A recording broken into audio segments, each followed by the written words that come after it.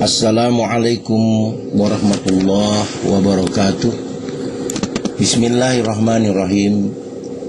Innal hamdalillah nahmaduhu wa nasta'inuhu wa nastaghfiruh wa na'udzu billahi min shururi anfusina wa min sayyiati a'malina. May yahdihillahu fala mudhillalah wa may yudlil fala hadiyalah. Wa asyhadu an la ilaha illallah wahdahu la syarikalah wa asyhadu anna Muhammadan abduhu wa rasuluh. Amma ba'd. Para pendengar atau pemirsa channel YouTube Pustaka Buya Hamka dan rekaman dari ceramah ini, siapapun yang mendengar, kaum muslimin, muslimat yang mulia, yang berbahagia, yang dirahmati Allah. Kali ini kita akan membahas mengenai 8 tahap perjalanan hidup manusia setelah kematian. Sejak malam pertama di alam kubur hingga hari-hari berikutnya atau tahap berikutnya setelah manusia dikuburkan itu. Yang pertama, alam barzah. Jadi ketika seseorang meninggal dunia, seseorang itu, ya mayit itu akan dimasukkan ke dalam liang lahat, ke dalam kubur dan dimakamkannya. Kehidupan setelah mati menurut Islam, yang pertama adalah alam kubur. Alam kubur merupakan tempat persinggahan pertama setelah kematian.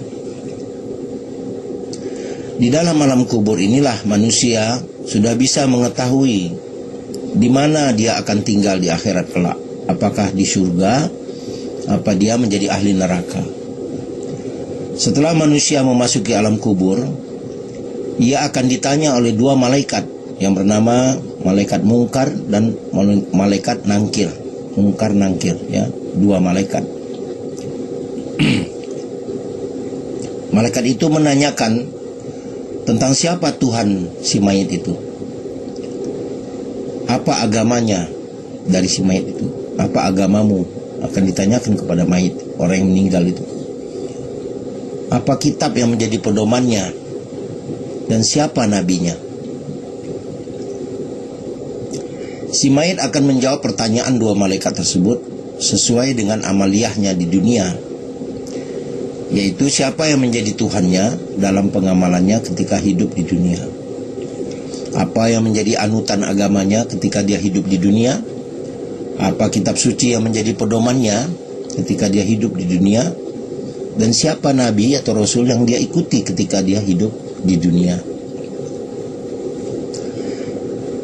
Jawaban itu tentunya karena itu sudah di alam barzah, bukan lagi yang menjawab akal-akalan manusia.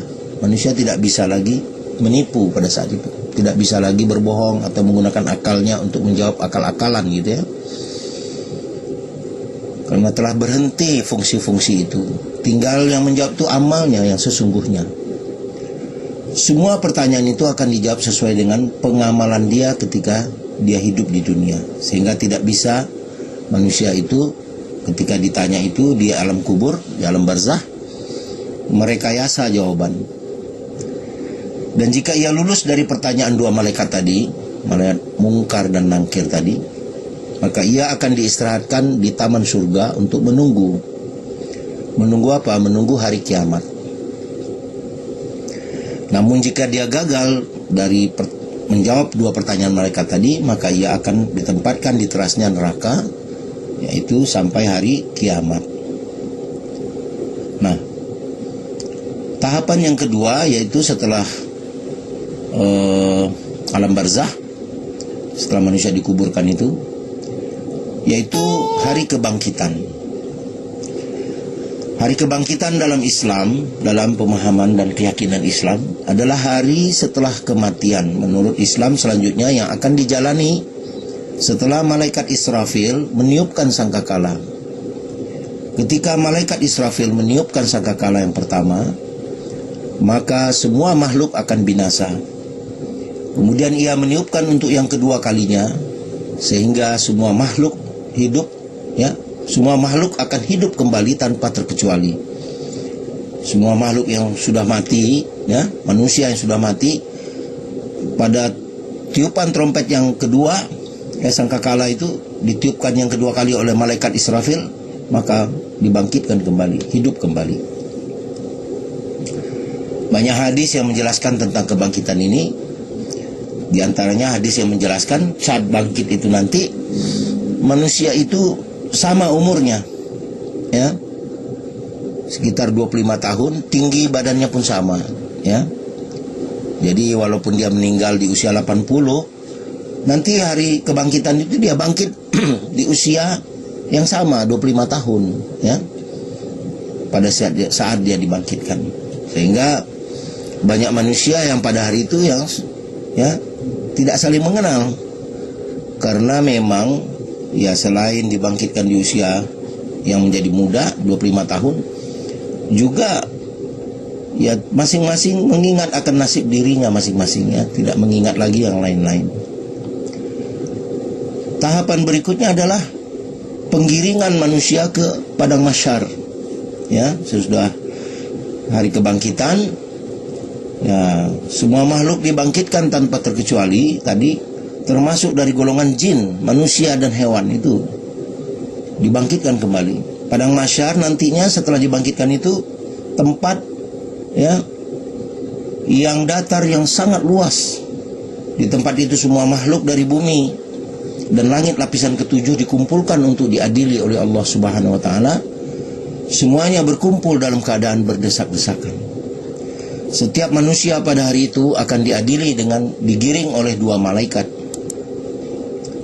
ya, pada peristiwa padang mahsyar itu. Yang satu sebagai penggiringnya dan yang satu lagi sebagai saksi atas semua perbuatannya di dunia. Nah, setelah hari kebangkitan dan padang mahsyar tadi manusia digiring ke padang mahsyar, tahap berikutnya yang keempat adalah Yaumul Mizan. Yaumul Mizan, hari penimbangan amal baik dan amal buruk. Setelah manusia berkumpul atau terkumpul di padang mahsyar, tibalah saatnya untuk memperlihatkan buku catatan amal. Ya, buku catatan amal ini dari jin dan manusia. Karena jin juga dihisap, ya, akan ditimbang amalnya. Jin juga ada yang baik, ada yang jahat. Ada yang soleh, ada yang ingkar. Ada yang fasik, ada yang beriman. Seperti manusia juga, hanya alamnya berbeda, dia gaib. Amal mereka, ya, manusia dan jin akan ditimbang dan dihitung mana yang lebih banyak, amal baik atau amal yang buruk. Yang paling banyak amal baiknya, maka dia akan meraih ridho Allah dan meraih surga. Yang paling banyak amal buruknya ketika hidup di dunia, maka dia akan meraih murka Allah, yaitu masuk ke dalam neraka. Yang kelima, Yaumul Hisab. Yaumul Hisab adalah setelah menerima buku catatan tadi, para jin dan manusia akan menjalani penghitungan amalnya. Semua amal kebaikan sekecil apapun akan mendapat balasan. Dan sebaliknya semua amal kejelekan sekecil apapun juga akan mendapat balasan.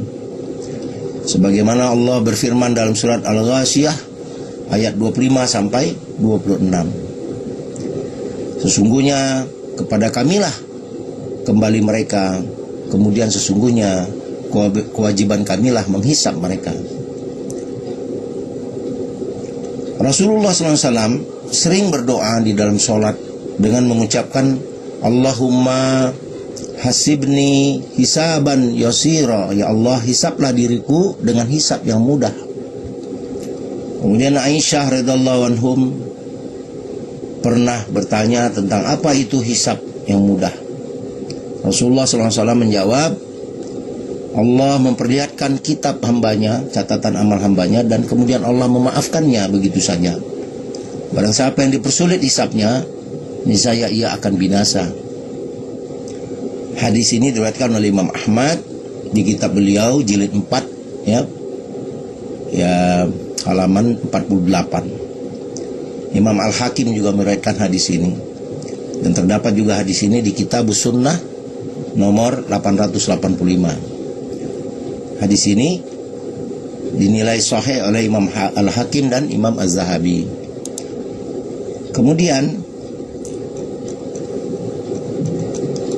Tahap keenam, melintasi jembatan yang lurus, siratul mustaqim, sirat.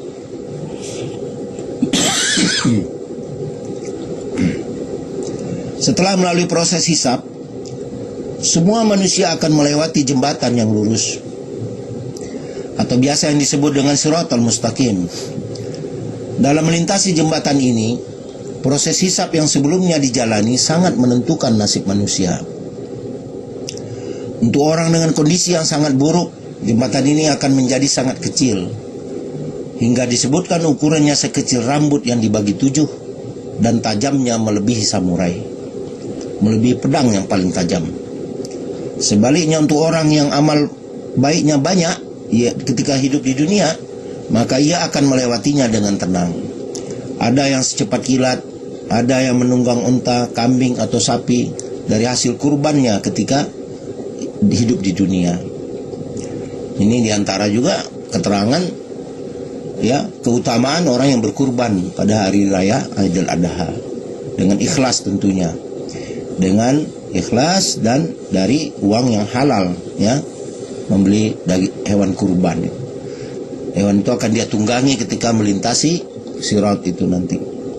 Ada keterangan seperti itu dalam hadis. Yang ketujuh, surga. Orang-orang saleh yang berhasil melewati siratul mustaqim, ia akan ditempatkan di surga atas rahmat Allah. Semua orang muslim yang kelak akan ditempatkan di surga, meskipun ia memiliki dosa. Semua orang muslim, dia akan masuk ke surga walaupun dia memiliki dosa. Hanya bedanya ada orang muslim yang langsung masuk surga, ada yang dibakar dulu di neraka sesuai dosa-dosa yang dia lakukan. Setelah selesai dia masuk neraka dengan dosa-dosa yang dia lakukan, baru dia dimasukkan ke dalam surga. Hanya saja memang sedikit dari umat Nabi Muhammad, sebagaimana keterangan hadis sahih, yang langsung masuk ke surga. Banyak hadis menjelaskan tidak banyak yang seperti itu. Semoga kita termasuk hamba-hamba Allah, umat Nabi Muhammad, yang dapat langsung masuk ke surga atas ridho Allah. Amin, amin ya rabbal alamin. Yang kedelapan, neraka. Tadi surga sudah, neraka. Neraka adalah tempat bagi semua orang yang memiliki dosa, baik itu jin dan manusia, iblis, masuk ke dalam neraka ini. Yang berbuat dosa, yang muslim maupun yang tidak muslim, masuk ke dalam neraka ini. Yang muslim yang tadi, dia yang berbuat dosa, berbuat kejahatan, menipu, mencuri, membunuh dan lain-lain, dia akan masuk ke dalam neraka. Lalu kalau dia muslim itu, setelah selesai azabnya di neraka, dia akan masuk ke surga juga. Tapi kalau yang tidak beriman kepada Allah, tidak beriman kepada Nabi Muhammad, asyhadu an la ilaha illallah wa asyhadu anna Muhammad Rasulullah, maka dia akan kekal di dalam api neraka. Demikianlah keyakinan di dalam Islam. Di dalam Al-Quran terdapat 7 tingkatan neraka. Al-Quran menjelaskan tingkatan-tingkatan itu. Tiap-tiap pintu telah ditetapkan untuk golongan tertentu bagi mereka. Dalam surat Al-Hasyr ayat 44. Golongan yang dimaksud adalah orang-orang yang ingkar, orang kafir, munafik, dan syaitan. Jarak antara pintu neraka dengan pintu yang lainnya, satu pintu dengan pintu lainnya, adalah 500 tahun perjalanan dan 700 tahun perjalanan. Dan setiap pintu ada azab yang berlipat ganda di neraka itu. Demikian dulu yang dapat saya sampaikan sebagai kajian kita pada hari ini mengenai 8 tahapan perjalanan hidup manusia dan jin setelah kematiannya, khususnya manusia sejak malam pertama dia di alam kubur setelah dimakamkan hingga melewati nanti 8 tahap yang tadi yang saya jelaskan. Semoga Allah menyelamatkan kita semua dari fitnah kubur dan memudahkan hisab kita di yaumil akhir, dan kita dapat melalui Siratul Mustaqim dengan baik, dengan lancar, dengan selamat. Dan semoga Allah ampunkan segala dosa-dosa kita, kesalahan-kesalahan kita. Dan semoga Allah masukkan kita dalam golongan hamba-hamba Allah yang mendapat ridhonya dan meraih surganya. Hanya Allah yang menentukan itu semua. Dan banyak-banyaklah kita berdoa dan memohon kepada Allah untuk nasib hidup kita masing-masing dan keluarga kita. Semoga bermanfaat. Yang benar datang dari Allah, yang salah dari kekeliruan saya sendiri. Terima kasih. Jazakallah khairan katsira. Assalamualaikum warahmatullahi wabarakatuh.